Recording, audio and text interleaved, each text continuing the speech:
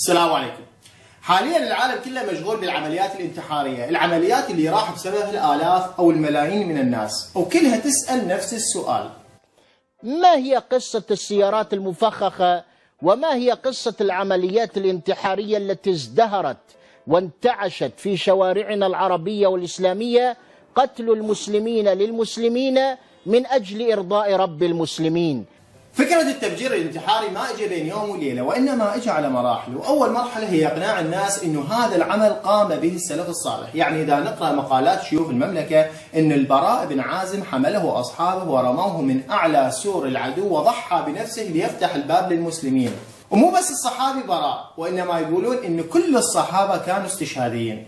وكذلك أيضا في أعمال الصحابة عليهم رضوان الله تعالى فإنهم ينغمسون في العدو ويغلب على ظنهم، وربما يتيقنوا أنهم يقتلون. وهذا كما جاء عن جماعة من أصحاب رسول الله صلى الله عليه وسلم كأبي بكر وغيره من أصحاب رسول الله صلى الله عليه وسلم، فربما رموا بأنفسهم في حصون ويعلمون أنهم سيقتلون. طيب أنا وياك إن الكثير من الصحابة ضحوا بأنفسهم من أجل قيام الدولة الإسلامية، والكثير من الصحابة استشهدوا رضوان الله عليهم، لكن بنية العيش الكريم مو بنية الموت. لا احنا محتاجين دليل أقوى. مثال ذلك غلام الأخدود. غلام الأخدود كان يضرب بالنبال ولا يموت، فقال: ألا أدلكم؟ قال له: بدلكم أنا على شيء تستطيعون أن تقتلوني؟ يقول: بسم الله بسم ربي هذا الغلام. نعم. فأطلق فقتل فآمن الناس جميعا. والله يا عمي كلامك ذهب، بس المشكلة إنه غلام الأخدود مات حتى يثبت وجود الله عز وجل للمشركين. طيب هسه احنا متأكدين إن الله عز وجل هو رب العالمين. ثانيا إنه غلام الأخدود يعني ما توحد بدون ما يأذي أحد. طيب روحوا مو توحدكم بلكة الناس تؤمن. بس أحلى شيء لما تعرف إن السيارات المفخخة والانتحاريين مذكورين بالقرآن. وهو قول الله تعالى: إن الله اشترى من المؤمنين أنفسهم وأموالهم بأن لهم الجنة يقاتلون في سبيل الله فيقتلون ويقتلون. هذه القراءة المشهورة. هناك قراءة من القراءات المعتبرة تقول: يقاتلون في سبيل الله فيقتلون ويقتلون.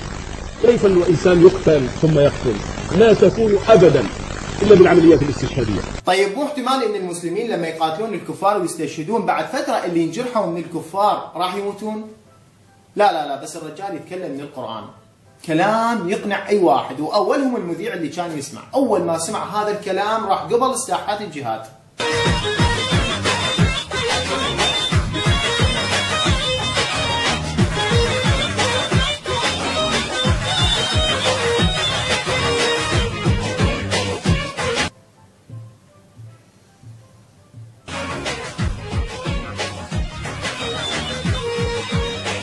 المهم بعد إثبات هذا العمل تاريخيا تجي المرحلة الثانية، إثبات هذا العمل تشريعيا. نعم. حتى يستعمل في بعض الحروب رجل مثلا ياخذ سيارة كلها ملغمة، عارف ان السيارة يسكن بها وتنفجر هو وصوله. لا يمكن. لكن الجهاد ما يمكن. الجهاد مسامي خاطر بنفسه، الجهاد بعد الشهادة ولا يكون خطر قاتل نفسه. شوف شيخنا، أنا ما عندي ذيش العلمية، بس يعني هذا مو انتحار. أي انتحار؟ هذا الذي يقدم نفسه وهو يطلب من الله الحياة.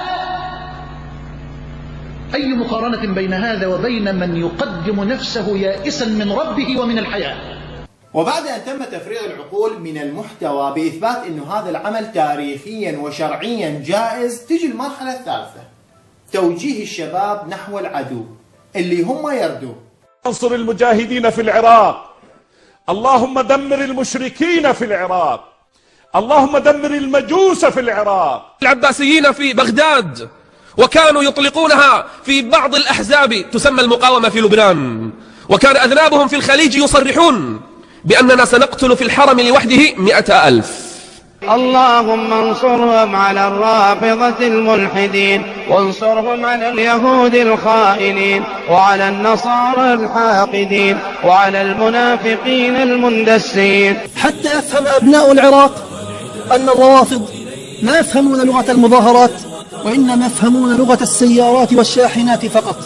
نسأل الله جل وعلا أن تصل الرسالة عاجلة إليهم، فإن الرافض لا يفهمون لغة إلا لغة السيارات. والمشكلة الأكبر إن هم يحاولون يزرعون العداوة والكراهية في قلوب الناس، حتى في أجمل المناظر لما يشوفون ناس تصلي راح يكتبون بصفها إن هذا المنظر يكرهه أعداء الله. يعني إن الهند اللي بيها 600 ديانة وعايشين بسلام كلهم راح يصيرون أعداء المسلمين. طيب هسه أنت فجرت نفسك، طيب دول اللي راح يموتون وياك شنو ذنبهم؟ ناس عمرهم على 7 سنين و7 سنين، وش ذنب هذه؟ بأي ذنب قتلت؟ يسألك الله بيوم القيامة دوركم ذبحتوا لي. هذه بالنسبة لقتل النساء والأطفال، قتل النساء والأطفال عمدا لا يجوز. طيب الأمن العام، الشرطة. عفوا قتل النساء والأطفال عمدا لا يجوز، لكن ضمنا بدون قصد يجوز. هذا معفو. والعبرة كذلك أيضا ليست بالعدد، فربما يكون ذلك رمزا من رموز الكفر والشرك، والإثخان في ذلك أنه لو قتل في هذا ولو تعدد من المسلمين 2 و3 أو 4 انغمسوا في المشركين، وكان في ذلك رمزا من رموزهم. وذلك كتصورك أن يكون مثلا قائدا من قواد الشرك والكفر ونحو ذلك، وينغمس مثلا فيه 3 أو 4 من المسلمين ونحو ذلك. إذن هذا العبرة بهذا ليست بالعدد. عادي ترى ماكو اشكال للمسلمين، 1 2 3 4 10 كلهم ماكو اشكال بيهم، اهم شيء اللي يفجر نفسه يروح للجنة. لها 3 تسميات، تسمى العمليات الانتحارية، تسمى العمليات الاستشهادية، وأحب أن تسمى العمليات الفدائية، لأن تسمية العمليات الانتحارية أي أنه قدم على الانتحار فلا، وأن تسمى بالاستشهادية أنه شهيد، فليس كل قتيل في المعركة شهيد. والمسألة الثانية نسميها الفدائية، يعني قدم نفسه فداء. أدريتوا ماكو واحد عندكم يروح للجنة؟ يعني حتى اللي يفجر نفسه ويضحي بنفسه على موتكم تقولون عليه يمكن ومو يمكن. طيب شنو الحكم الشرعي اللي يخلي اللي يفجر نفسه يروح للجنة؟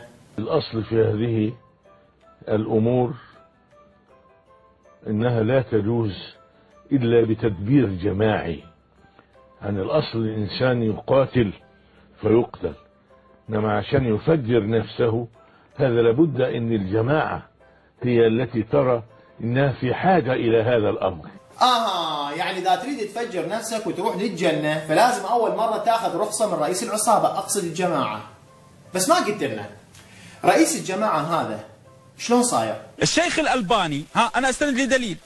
لما سألوه يا شيخ نذهب نقاتل قال الشيخ الألباني كلمة جميلة، قال لا، هذه تحتاج دول، تحتاج مدرعات، تحتاج دبابات، تحتاج جيش، ما تحتاج إلى أفراد. فلسطين ولا ما تعلن ولي الأمر الذي يعلن. شوف هي أوتوماتيكيا إذا تلزم رأس الخيط راح قبل يوديك إلى ولي الأمر، ولهذا لا تستغرب إذا طلع مسؤول حكومي يقول إنه هو قادر على تجهيز الانتحاريين. نستطيع تجهيز يعني انتحاريين أو مجاهدين بمعنى مقاتلين مجاهدين، يعني بلغتهم هم باسمهم الانتحاريين أو مجاهدين. نستطيع يعني تجهيز 1,000,000 سعودي في خلال ربع ساعة. أنا أستطيع أجهز لك 1,000,000 سعودي كلهم يريدون الجنة. كلهم يردون الجنة، كلهم يردون الجنة. ولهذا نقول إن المسألة هي مو مسألة تشريع فقهي، المسألة هي مسألة سياسية، ومنتهى الخيوط كلها تلقاها عند رئيس الجماعة أو ولي الأمر. ولهذا نقول إن إسرائيل لعبتها صح. Obviously, Israel and these Sunni Arab states are not on opposite sides, and that's natural. وبعدين أنا بعد ذلك حينما استغنى الإخوة الفلسطينيون عن هذه الأعمال قالوا لم نعد في حاجة إليها، قلت لهم أنا الآن لا أجيزها.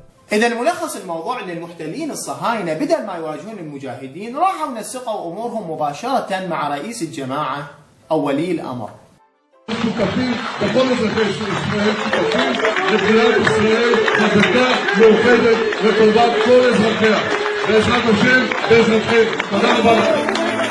رومانسي بوسع الشفاني رومانسي ذوي بحضاني ذوي للصبح ونسي.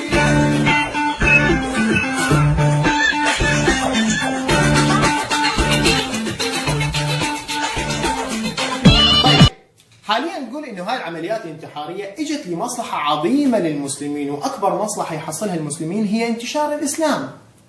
طيب هذا الاسلام انتشر او ما انتشر؟